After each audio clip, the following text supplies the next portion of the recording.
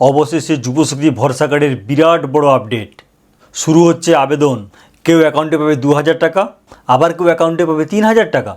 তোমরা অনেকে প্রচুর কমেন্ট করতে যুবশক্তি প্রকল্পের আবেদন কবে থেকে ঠিক শুরু হবে। সুতরাং বুঝতেই পারছো বন্ধুরা, তোমাদের কাছে একটা বিরাট খুশির খবর। আজকের ভিডিওতে তোমরা জানবে ঠিক কবে থেকে আবেদন শুরু হতে পারে, কারা অ্যাকাউন্টে পাবে 2000 টাকা, কারা অ্যাকাউন্টে পাবে 3000 টাকা, সরকারের পূর্ব ঘোষণা কী ছিল এবং এই মুহূর্তে গুরুত্বপূর্ণ আপডেটগুলিই বা কী। সুতরাং বন্ধুরা বুঝতেই পারছো আজকের ভিডিওটা খুবই গুরুত্বপূর্ণ তোমাদের কাছে, যারা যুবশক্তি প্রকল্পে আবেদন করবে বলে অধীর আগ্রহে অপেক্ষা করেছিলে। আজকের ভিডিওটি শুরু থেকে শেষ পর্যন্ত বিনা স্কিপ করে ভালোভাবে দেখবে, কারণ আজকের ভিডিওটি খুবই ইনফরমেটিভ। ভিডিওটি পছন্দ হলে লাইক দেবে এবং আমাদের চ্যানেলকে অবশ্যই সাবস্ক্রাইব করবে।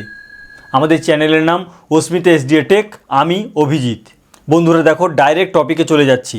যুবশক্তি ভরসা কার্ড বিরাট আপডেট, শুরু হবে আবেদন 2000 টাকা অথবা 3000 টাকা।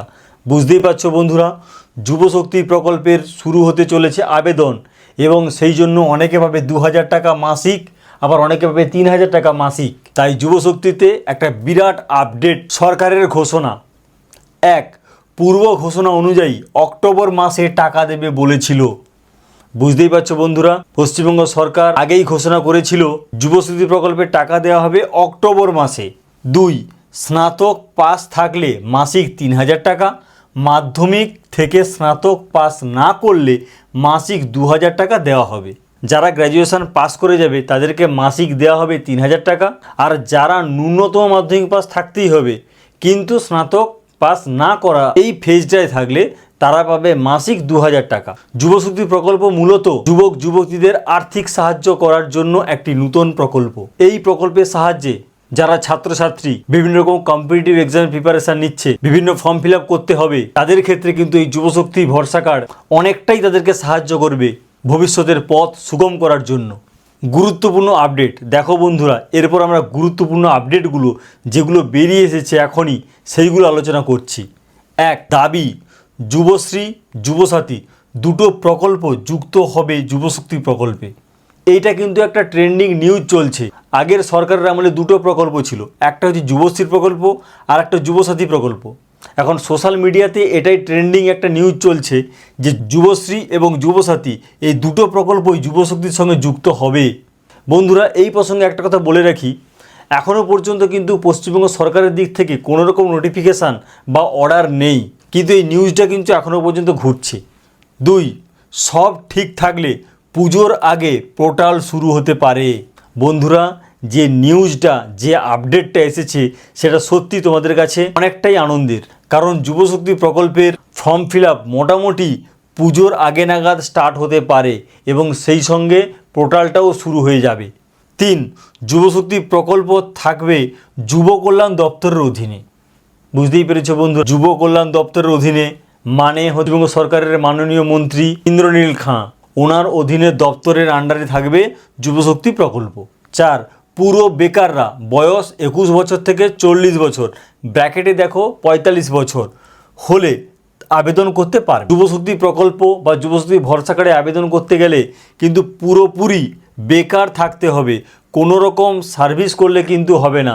সে প্রাইভেট হোক গভর্নমেন্ট হোক, কোনো রকম সার্ভিস করলে কিন্তু হবেই না। বয়স হতে হবে 21 বছর থেকে 40 বছর।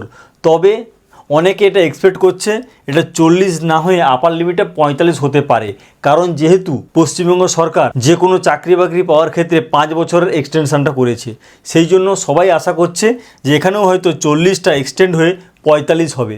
যাই হোক, সেটা যখন পশ্চিমবঙ্গ সরকার নোটিফিকেশান জারি করবে ডেফিনেটলি তখনই আমরা ফাইনাল এজ লিমিটটা জানতে পারবো। 5, যোগ্য অথবা অযোগ্য নির্বাচন হবে কিন্তু ফিল্ড ভেরিফিকেশনের মাধ্যমে, অফলাইনও হতে পারে। তো যাই হোক না কেন, যখনই আবেদনটা শুরু হবে তারপরেই কিন্তু ফিল্ড ভেরিফিকেশান স্টার্ট হবেই। অর্থাৎ ফিল্ড ভেরিফিকেশানের মাধ্যমে যে যোগ্য হবে সেই কিন্তু যুবশক্তি প্রকল্পে টাকাটা পাবে, আর যে যোগ্য বিবেচিত হবে না সে কিন্তু কখনোই যুবশক্তি প্রকল্পের টাকাটা পাবে না। 6, কেবলমাত্র যোগ্যরা যুবশক্তি ভরসা কার্ডের সুবিধা পাবে। বন্ধুরা যেটা আমি এক্ষুনি বললাম। 7, যুবশ্রী অথবা যুবসাথী প্রকল্পে টাকা পেলেও যুবশক্তিতে নতুন করে আবেদন করতে হবে। কি বন্ধুরা, দেখতেই পাচ্ছ তো, ঠিক এই জিনিসটা অন্নপূর্ণা যোজনাতে হয়েছে। যারা লক্ষ্মীর ভাণ্ডার পেত প্রথমে তাদেরকে অন্নপূর্ণা যোজনাতে টাকা দেওয়া হয়েছে ঠিকই, কিন্তু পরে আবার নতুন করে ফর্ম ফিল আপটা করতে হয়েছে। ঠিক এখানেও তাই, যুবশ্রী বা যুবসাথী প্রকল্পে যারা আগে টাকা পেত, এটা ভেবে নিও না এই দুটি প্রকল্প যদি যুবশক্তি প্রকল্পের সঙ্গে ইনক্লুড হয়, যেটা দাবি উঠছে, সেক্ষেত্রেও কিন্তু নতুন করে আবেদন করতেই হবে, যতই যুবশ্রী বা যুবসাথীতে তোমরা টাকা পাও না কেন। সরকারের নোটিশ বা সরকারের নোটিফিকেশান কী আছে এবার দেখো। এখনও পর্যন্ত নোটিফিকেশান নেই।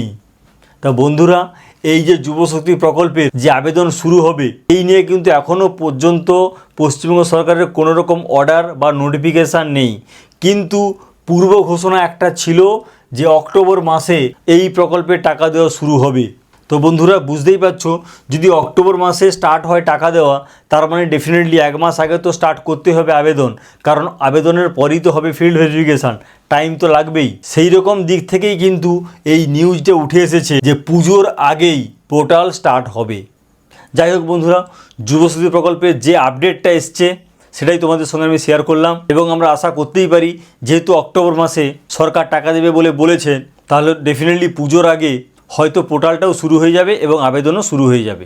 এখন দেখাই যাক পশ্চিমবঙ্গ সরকার কবে নোটিফিকেশান বা অর্ডার দেয়, তখন আমরা আরও ডিটেলসে সব কিছু জানতে পারবো। আর যুবশক্তি প্রকল্প নিয়ে যদি কোনো আপডেট আসে তা আমি ডেফিনেটলি তোমাদের সঙ্গে আবার শেয়ার করব। তো বন্ধুরা, আজকের ভিডিওটি যদি ভালো লাগে অবশ্যই লাইক দেবে এবং আমাদের চ্যানেলকে অবশ্যই সাবস্ক্রাইব করবে। যে কোনো ট্রেন্ডিং টপিকের আপডেট পেতে হলে আমাদের চ্যানেলটিকে সাবস্ক্রাইব করতেই হবে। আজকের ভিডিওটি এই পর্যন্ত। Thank you.